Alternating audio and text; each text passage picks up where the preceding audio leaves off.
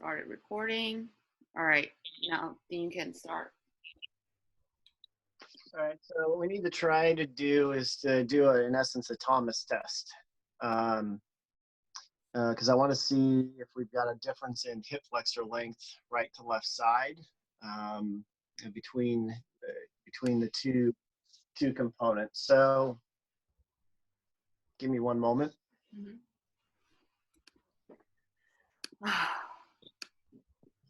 What did we do in terms of assessment?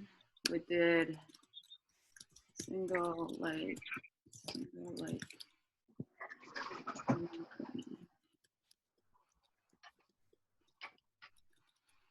In essence, if you have a bench, what I want you to do is sit right towards the edge of the bench. Mm-hmm. Bring both legs up. Grab one leg and let the leg drop down as far as you feel comfortable, letting it to a stop point. Bring it back up, hold it to the chest, and then let the other leg drop down. And if you can fit so that you're sideways to the camera, so in essence, so we can see how much this leg drops down, that would be great.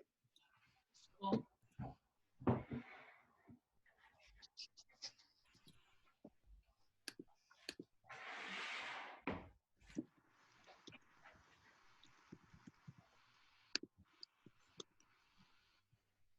Bring both legs. Yep. Now hold that left leg tight to the chest. All right. And then, yeah, either one, and then let it drop. All right. And then back up, and then go left side, please.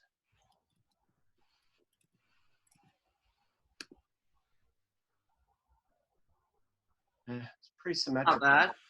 Yeah, it's not bad. The rectus looks okay. Pretty symmetrical side to side within the pattern. Okay, come back up. What? I can't really see the IT band. Yeah, we're not, the abduction versus, and that's okay. In that course of action. Thomas test is negative. Yeah, Thomas test is negative. I mean, or it's relatively symmetrical side to side. What did you do earlier? Straight leg raise and what? So we did the what is called the Hamstring? Standing hamstring test. I think it's called the Orava test. Oh, you gotta send a name to me. Oh yeah, I'll send it to you. ORAVA test. So ORAVA test. Yeah, and then the modified bent knee test is the other one. Modified what? Straight knee? Bent knee stretch. Bent knee stretch. There we go. Yeah, because those are both looking at provocation of the proximal hamstring. Both are negative, right? Both are negative, relative. Yeah. We're stuck. Which they still can be with a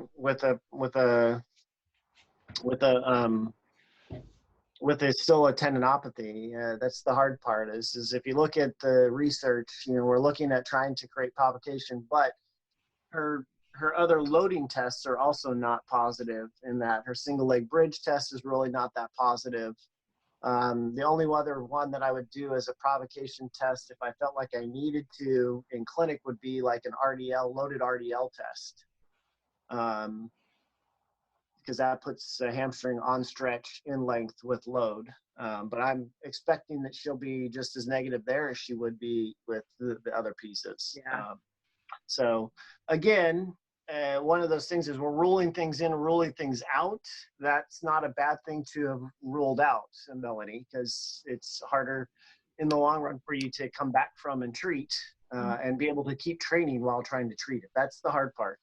Is with the true tendinopathy, the training modification is pretty significant to get you back to healthy, and you have to really limit certain aspects of your load with your training, probably more than most, at least all the athletes I ever work with want to. They look at me like, really? Seriously? Come on, Casewell, what are you doing?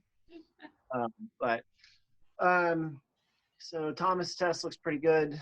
Are you comfortable if you stand up and just lift your shirt just high enough so that we can see kind of your back right here? I just want to see alignment. Can you see me? Yeah. Yeah. Yeah. Oh, you Okay. might need to fold your shorts like one Yeah. fold. Just one fold down at the base. Yeah. Yeah. Okay. Perfect. Turn a little bit to the other way. Yeah. Is she going this way? Yeah, I'm trying to get her to be straight to the camera, and it feels like, yeah.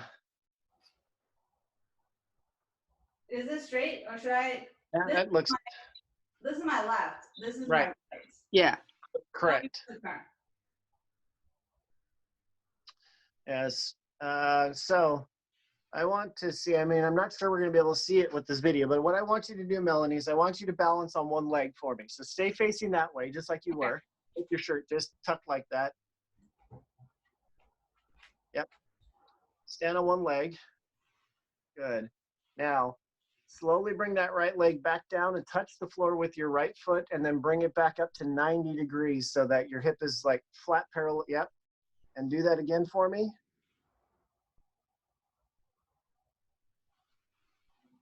Okay. And then back down and stand on your right leg and do the same thing for us.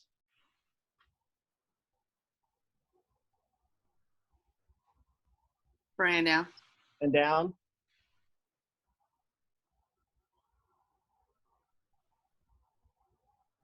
There's definitely less pelvic movement on the.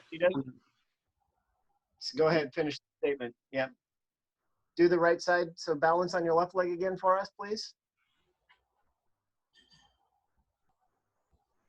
So you notice there she gets pretty decent pelvic rotation.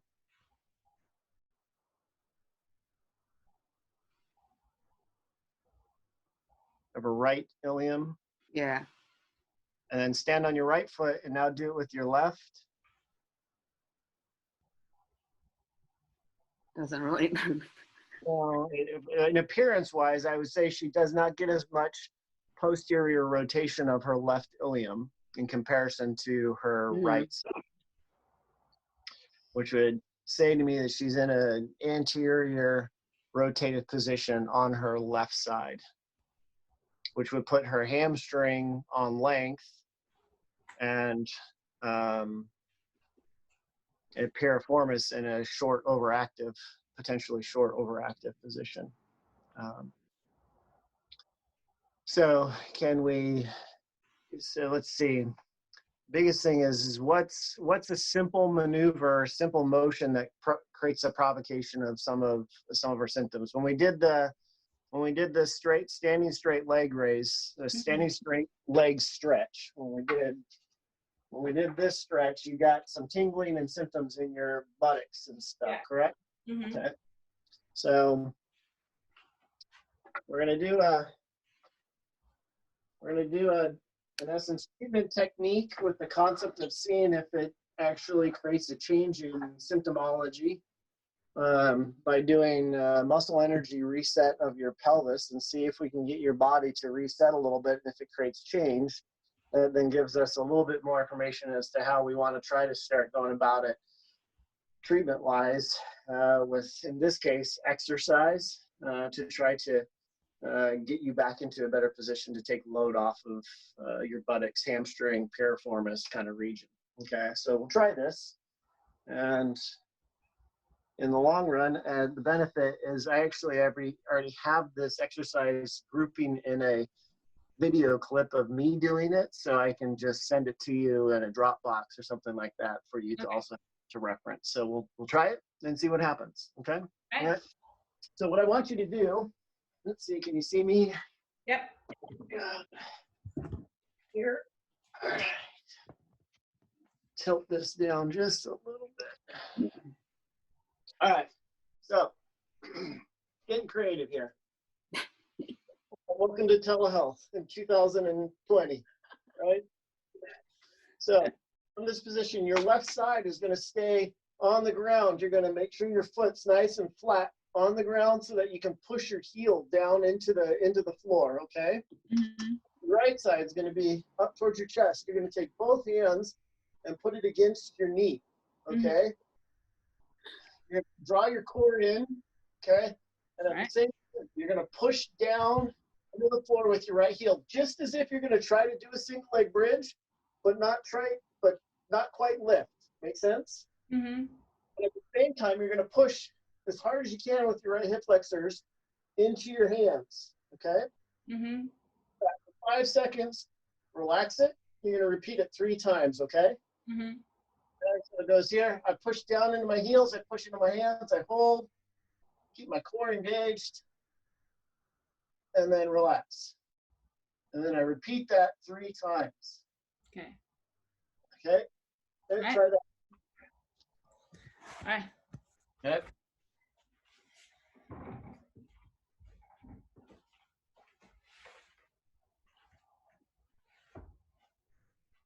So does my right leg stay on the ground or left? Left leg on the ground. Right knee. Yep. Both hands against that knee. Okay. Now I want you to push into that ground. Core engage. Push that left foot into the ground. Push that right knee into the ground, into your hands, hard as you can. Hold for 5 count. And then relax it off. Okay. Okay. And repeat. 2 more times. Go. Left, push left, push left, push left. Glute, glute, glute. Core in, core in.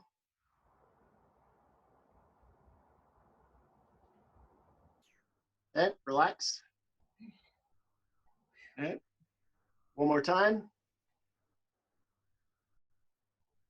So Katie, I'm trying to get right glute, left glute to engage to create, in essence, posterior rotation of the left ilium, while in essence using the right hip flexor to stabilize the right ilium in place so that the pelvis on the left pulls back into position. Okay, and relax. Okay, now take both legs up, put your hands in between your knees. Mm-hmm. Squeeze 3 times, 5 seconds. I like that creativity. Hey, right? I like that. I'm gonna use that. Good. Squeeze, squeeze. If you have a exercise ball, a soccer ball, a volleyball, it's, you know, adductor squeeze reset. It's great, but I can do this anywhere. I don't even need a ball. Good. So 3 times, squeeze real hard. If you feel pressure in your groin, that's okay. If you feel a pop in that groin area, that is also okay.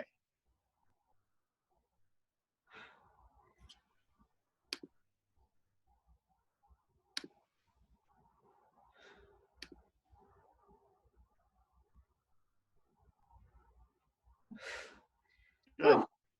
Okay, now put both feet down. Stay there. Stay there. Okay. Okay, lay flat. Both feet down on the ground. Give me a core engagement. Mm-hmm. Yeah, good. I want you now to actually give me that posterior tilt of that pelvis, and then I want you to push through your heels to your midfoot and lift into a 2-inch bridge. Hold. Keep the glutes really tight and squeezed. Press through the arches of the feet into the floor. Good, keeping that core engaged. Slowly relax it down. Good. Go ahead and go into a little anterior tilt of the pelvis. And then do a second rep. Good. Hold.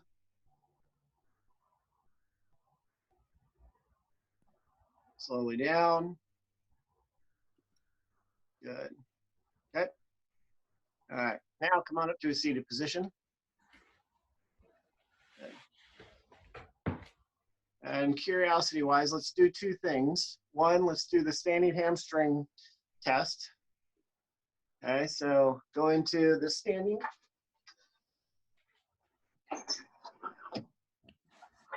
position, right? Put on the table, rock her forward into that stretch. Tell me how the tightness feels. Tell me if you get any symptoms and burning in the buttocks or any of that buttock symptomology. How does that feel compared to earlier? it feels, I think it feels similar compared to earlier. Okay, check it with the right side. Compare it to the right. Yeah, still the left side definitely feels tighter than the left side, but it's not as much of a difference. Okay, good. And what we need to be careful of is the hamstring tendon is still going to be tender because it's been on stretch for who knows how long if your pelvis has been a little bit in an anterior rotated position. So we want to take that load off and then be careful. This is where you actually don't try to stretch your hamstring. I don't want you doing hamstring stretches at this time, which is what a lot of people would tell you to do. Go do hamstring stretches. No, please don't. What I really want us to do is focus on glute activation to really get that good posterior pelvic tilt and hold, and coordination with the hip flexor stretch, while engaging that lower front abdominal core to really keep that pelvis nice and long and set versus letting it, we don't want to let that pelvis rock forward when you're running. I don't want to see that pattern here. I want that core engaged, keeping you nice and tall and long right through your trunk. Okay. Okay. Can we step it back? I also want to look at your single leg squat real quick, again on the left side compared to your right side. Can we see the single leg rotation again after that? Oh, yeah, let's do that actually right now. So have it turn around and do the this. Yep, turn back to us. Oh. Here, and Yeah, do the, yeah. do Can the, we setting do the that left one foot again? here, up and down with the movement.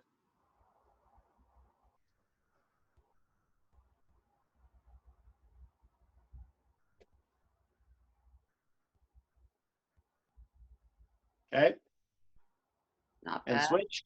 Yep.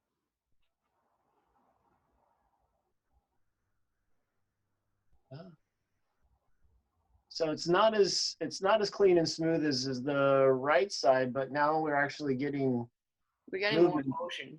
Yeah, we're actually starting to get some posterior rotation. You actually can see the line of our shorts actually move and actually drop and rotate, whereas before they just stayed elevated and didn't give us any movement pattern. So let's see single leg squat.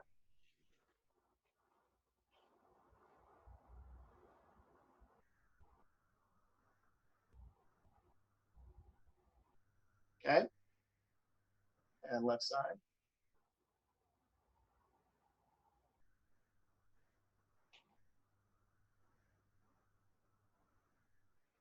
So better, but it looks like we still, you're engaging your glutes more. Yeah, I feel like my glutes are activated slightly more. I feel like it's more engaged. Also like core. Okay. that's good. Yeah, okay, so what we want to try is I'm going to want to reinforce what we've just gotten initiated, because one set's probably not enough to get your body to completely drive this. So I want to do one other component. Even though you didn't show real significant tightness in your hip flexor, what I want you to do is I want you to get into a kneeling position. The left leg is down, right leg is forward, okay? And I want you to think of drawing your front core up and in nice and tight.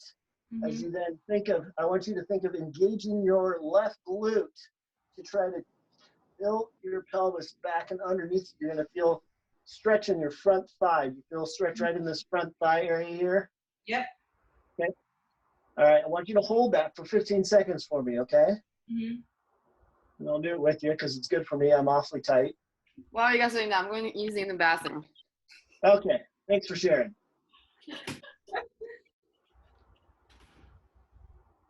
Okay, Melanie.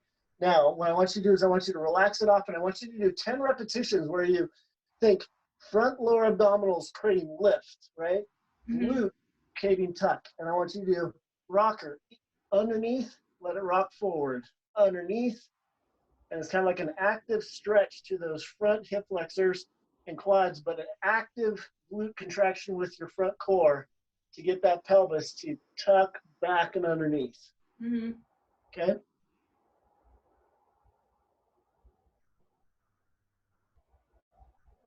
All right, good.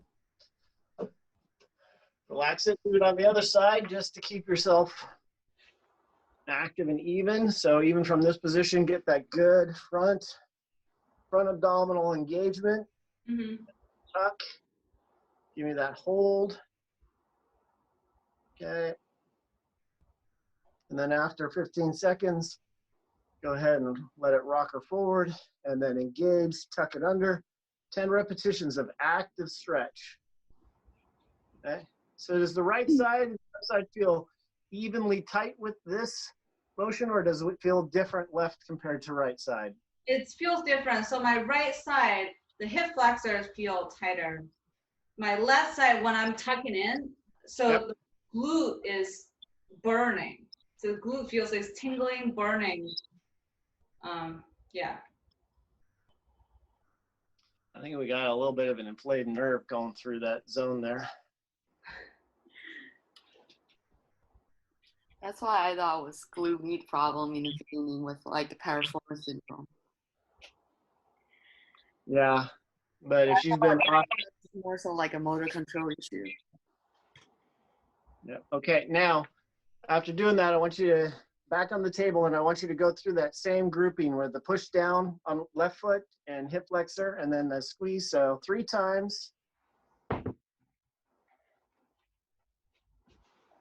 Yeah, left leg down, right knee towards your chest, hands on your knee. Yep. Push hard down into that left. Yeah, and then into those hands on the right. 5 seconds.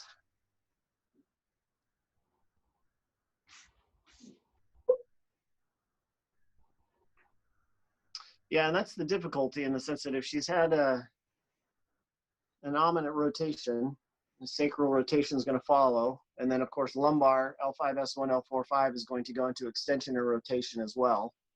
You've got a whole chain on that left side that has the potential to be closed. Yeah. And creating restriction on the nerves coming through there and then through the piriformis down through the hamstring. But it's more lateral than your typical L5S1, you know, it's more L4-5, being that symptoms are kind of lateral buttocks, lateral leg. So could just be irritation.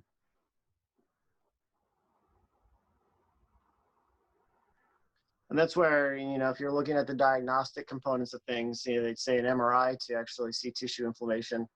All right, bring those knees up to your chest, hands into fists, right in between. Make like that. Yep. Squeeze, squeeze. There you go. 5-second hold. Relax. And then repeat 3 times.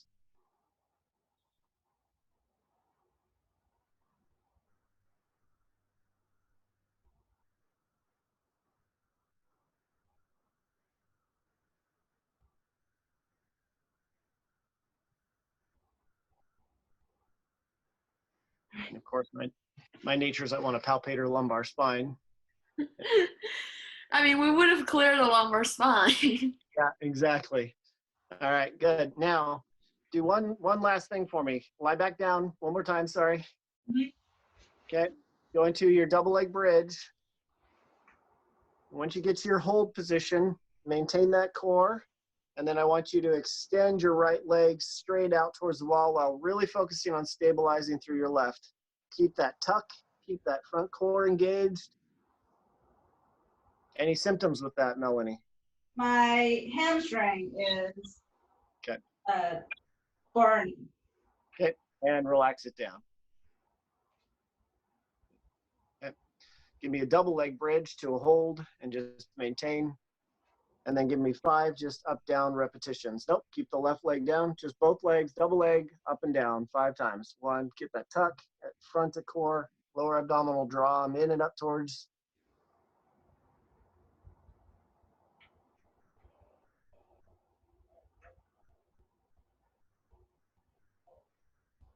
Good, okay, relax it.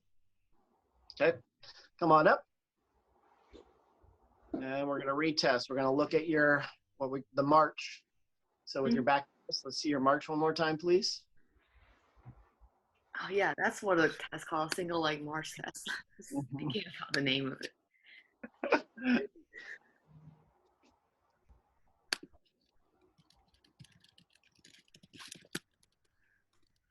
Again, reliability, testing, those kind of things with this test, there's questionable to a point, but it is giving us a baseline at least. Okay, other side.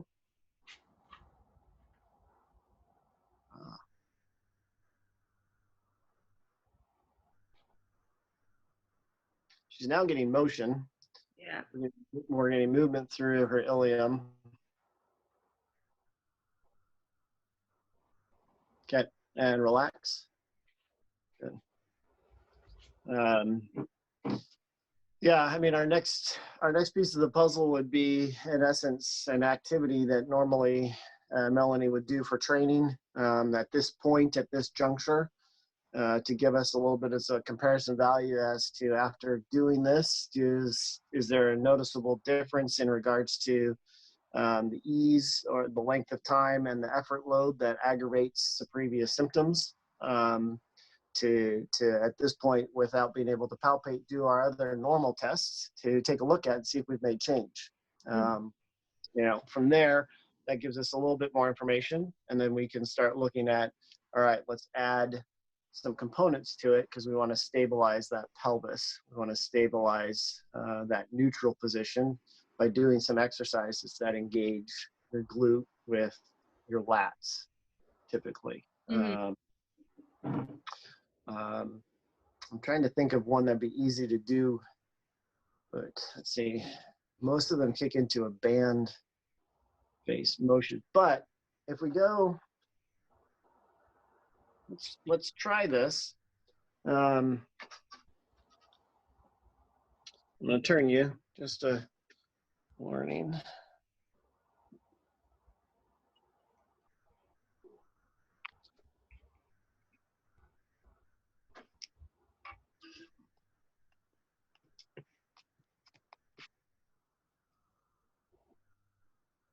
So if you stand on your left leg into a little bit of a forward lean, so just like with running, you want to be in a slight forward trunk lean, right? Mm-hmm. Well, and then just put your hands on the wall for the moment. I want you to again think of that pelvic position. I don't want you to let that rocker forward. I don't want you completely tucked under. I want you to find that middle position for your pelvis. And I want you to think of keeping that core engaged, right?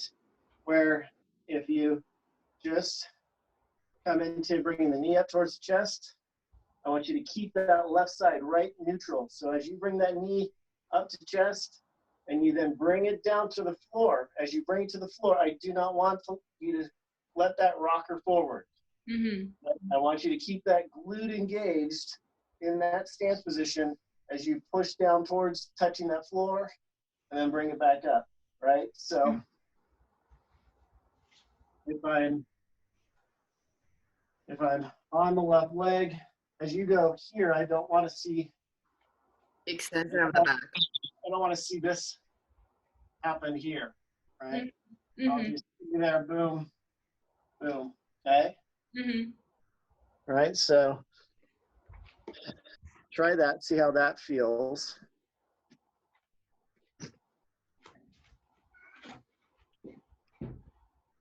You might need to lower down the camera a little bit.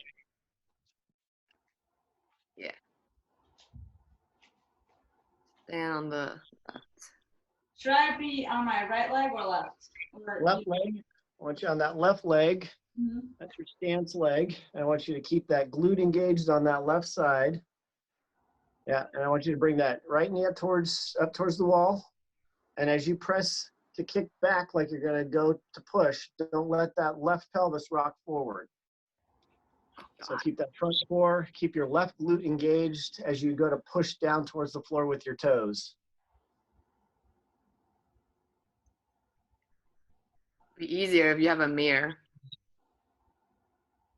Yeah, it would be. Yeah, I have a mirror over here. I'm looking at myself. Oh, okay, cool. Oh, good. Good.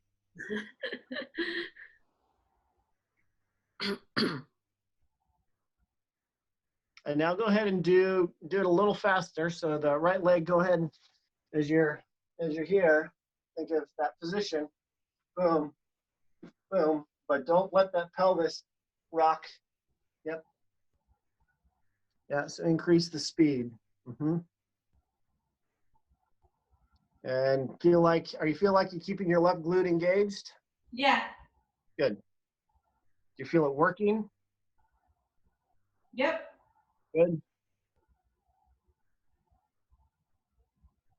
And rest. Good.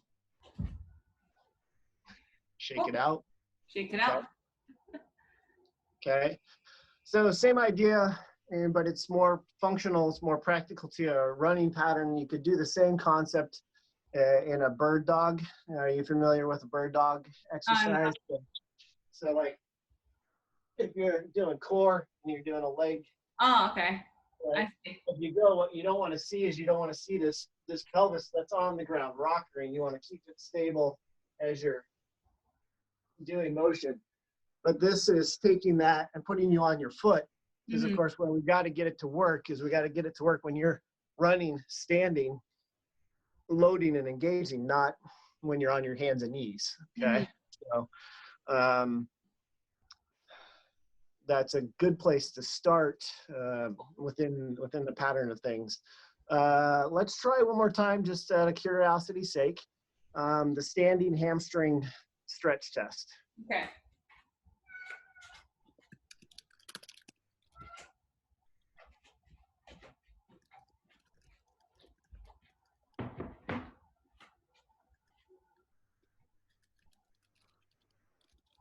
Oh.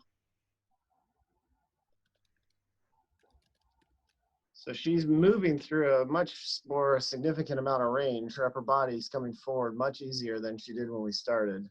Yeah, I feel a lot more flexible now.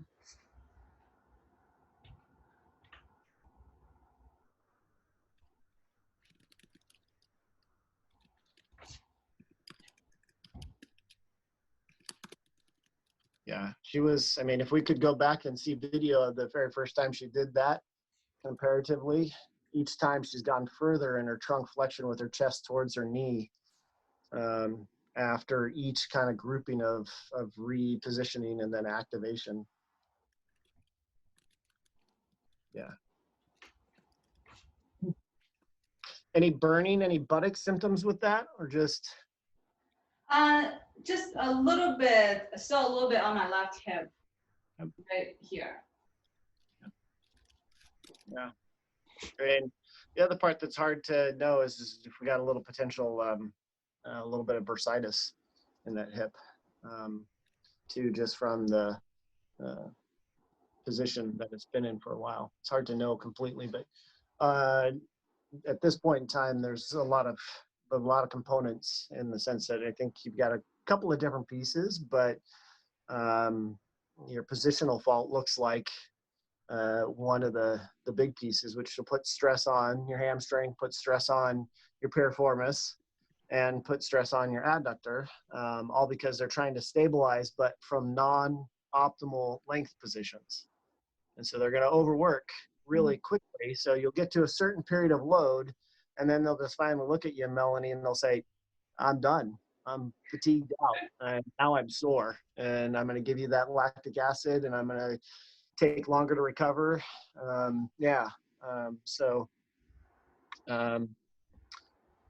Where I would start right off the bat based on what we've just kind of gone through is first do your hamstring, your hip flexor, kneeling hip flexor stretch where we were.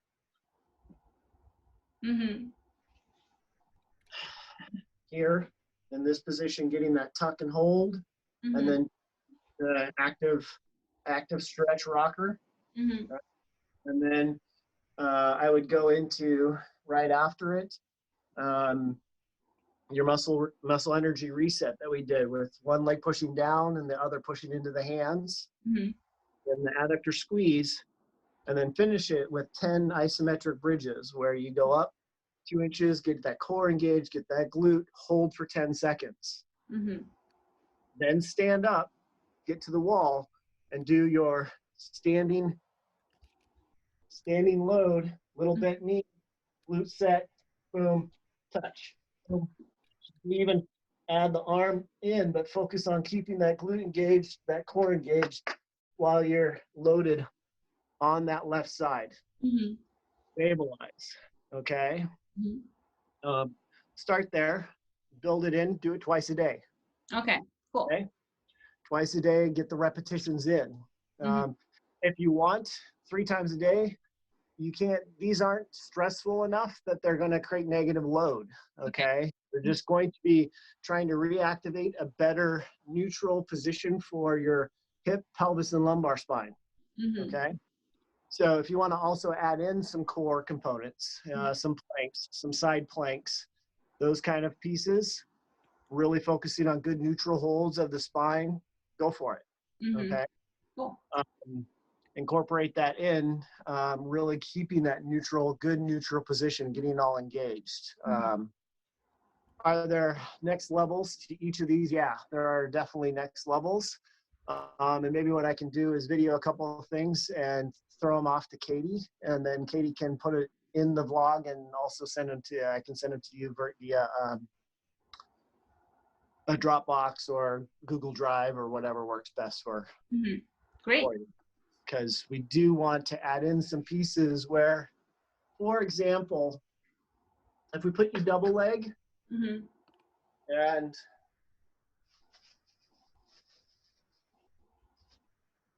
So no, we only got 2 minutes and 48 seconds. 2 minutes and 48 seconds. What? Oh. We need to find a better platform. That's all I'm saying. Yeah, just need a platform that has more time. Skype.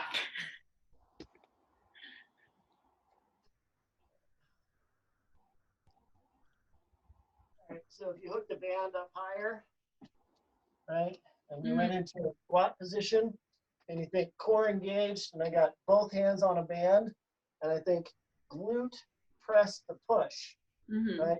Not letting my back go into an arch position, keeping that boom, boom. So I start getting my lats and my glutes to activate to keep that neutral, right? That's step 1.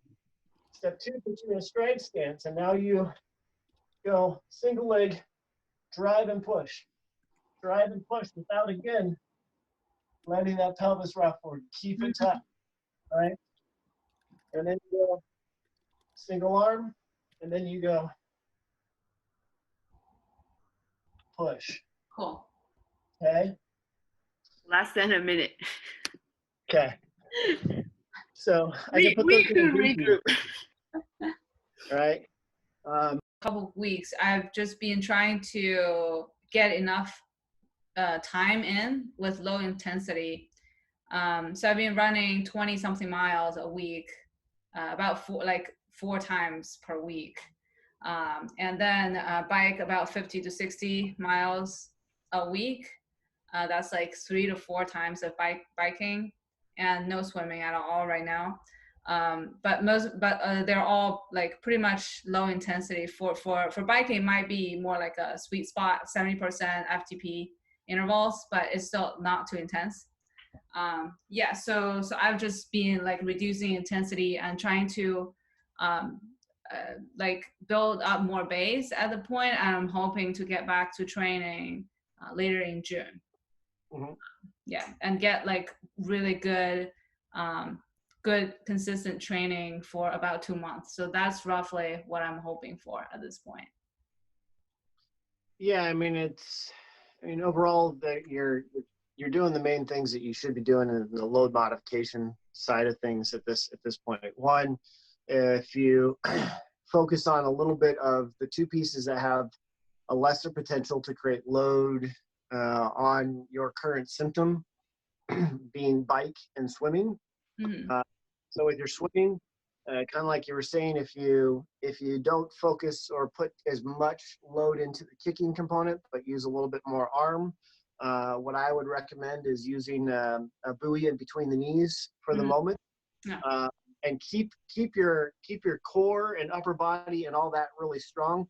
Now the nice part too is actually you're going to do a little bit of the stabilization I want you to do through your obliques and your adductors, because by squeezing the buoy, you engage your adductors. And of course, swimming is a high oblique activity. So it creates a lot of stabilization across you, but it's going to allow you to keep that endurance up, the breathing part of the patterning for swimming. I know for me, when I did triathlons, I never did the full. I just did minis down in LA. The swimming, of course, was always my hardest part. I could run and I could bike forever, but I just wanted to survive the swim. I wanted to just get out of the water and get onto the bike, and I was happy. But if you could do that, that would really take a little bit of load off of that one place for the moment, as we're trying to get all of this to heal, from getting you back into a better position, and see how your body responds to the biking and the running and what it feels like over the next couple of days, especially after what you've done. I'd be really curious to see how you feel at your next training. Okay. All right. In your biking, taking your intervals up to a point. I mean, if you're thinking good setup on your bike, right? You have your seat height, you have your pedal, all that. You've done your bike fit, and you're feeling really good on it. And you've got that good forward trunk lean. You're loaded right, keeping that core engaged. The biking again is good for this. All right, as long as you don't let that pelvis get into a rocked extension, lumbar forward pelvic position, you're going to drive with your glutes and focus on that drive pattern with your pedal. Don't over focus the pull up part of the pattern. Okay. Cool. So at the moment, what I would say, modify, watch your hills, right? Okay. I don't know where you're at. It's hard in Seattle where I'm at to avoid hills, but in Boston, not as much of a problem to get hills. I don't know where you at, Melanie. I'm at Boston, so it's also a lot of compliance. I think we'll be fine. But if you do hit some hills and you hit that little bit higher level, then remember, get out of the saddle. I know we don't try to train out of the saddle most of the time, because of the fact that you want to get that strength in the saddle when you're driving up hills as best you can. But if you get into a standing position, increase your load, but drive with a standing position, it's actually much easier on your pelvis, and the potential for you to rock here and to overuse your hamstring goes way down. Okay. Okay. So just know that, okay, for the momentary time being, if I do land up in a hill and I got to push it a little bit, get out of the saddle, stand up a little bit and drive. Okay. And then with your running, that is your big one, right? It's being at a comfortable load, comfortable pace pattern. I don't know what your basic RPM. Have you been trained on your RPM for your oh my goodness, steps, like your steps per minute pace? Yeah. So for race, it's going to be about 190 to 200. Like for easy, it's going to be around like 170 to 180. But I'm trying to get around 190 most of the times. Okay, good. Yeah, and that's a key component is oftentimes, especially with something like this, you want to make sure that you're not overstriding. If you overstride, you're just going to put that, as you go to reach out with that leg just before heel strike, that's where the hamstring is at its longest point, as it's trying to slow things down just before that heel hits, and that's where we get in trouble. So just keep your cadence. Thank you.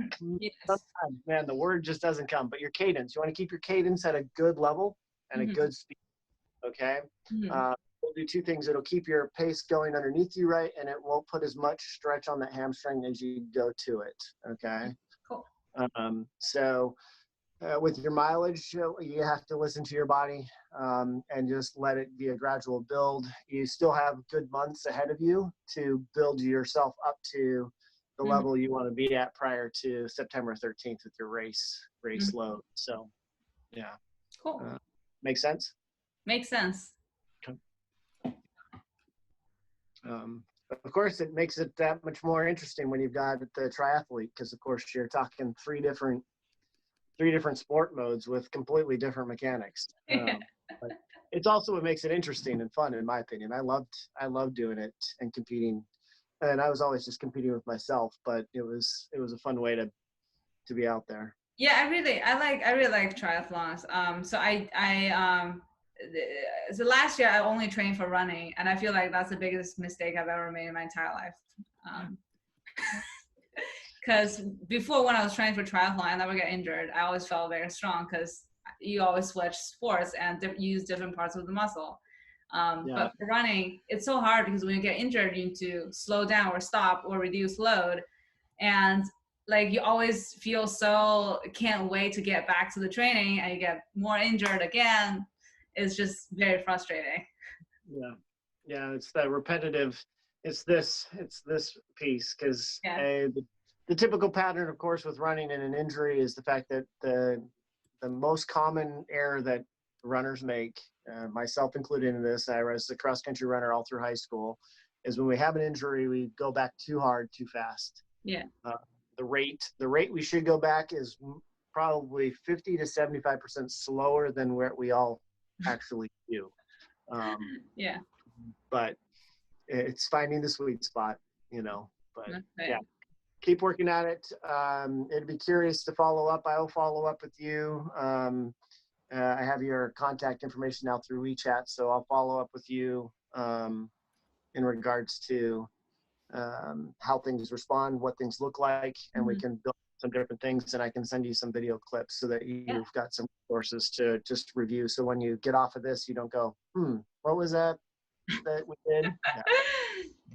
I would love that. I really appreciated your time, Dean. Thank you so much. It's my pleasure.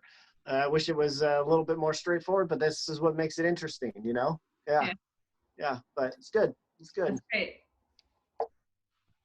Sorry, I was doing documentation.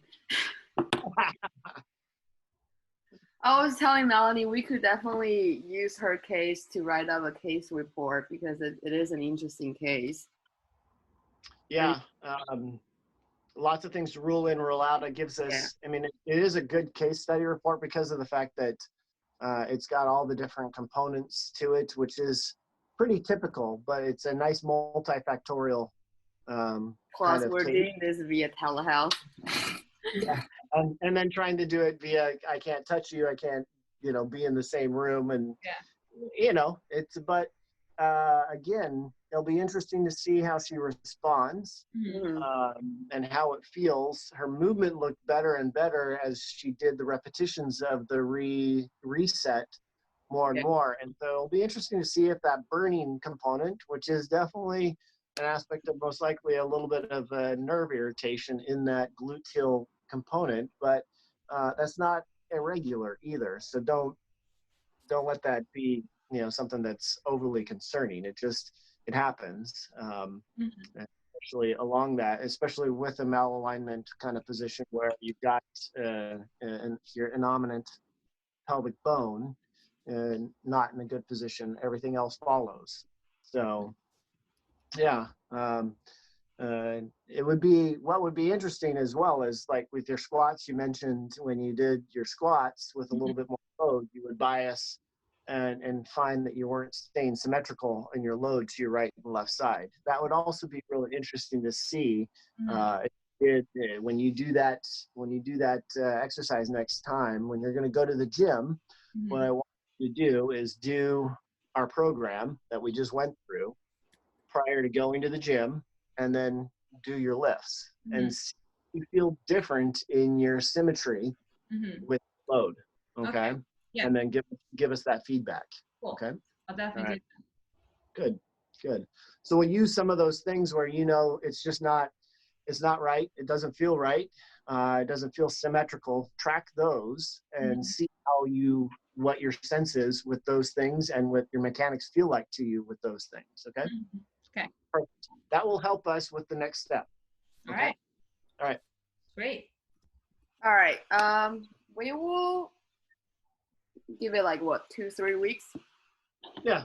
And I'll follow up sooner than that, just in the sense of sending the information and things like that over the next couple of days. Yeah.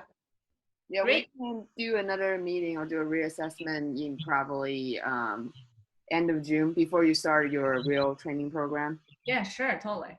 That'd be good. Yeah. That'd be great. Awesome. All right.